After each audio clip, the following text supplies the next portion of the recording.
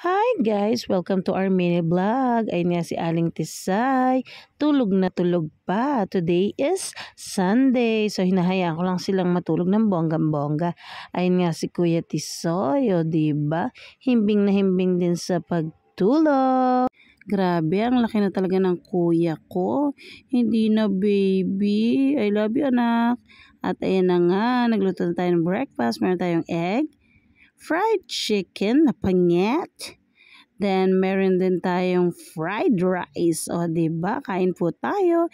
Thank you, Lord, sa food at sa mga blessings sa araw-araw. Ayan nga si Aling Tisay, busy sa pag-aayos ng kanilang mga gamit. Maraming salamat anak sa pagtulong mo lagi kay Mami. Yan, habang bata, turuan natin sila para matuto ang mga bagets. At ayan na nga po ang ating tanghalian. Namalengke kasi tayo, napagod ng bongga. At ayan nga si Kuya Tisoy, busy naman talaga. Kailangan mo dyan kuya ha, ubusin mo yan. Bali yung kabila, si Aling Tisay naman ang gumawa. Salamat sa inyo. At yan na nga, nanalo pala tayo. Hindi ko alam, naghulat na lang ang catch. Yan, may pang-ulam na tayo tomorrow. Thank you so much, Ate Noreline. Maraming salamat po sa patuloy na pag-support. Ingit po kayo palagi. God bless you. Good night. Bye-bye.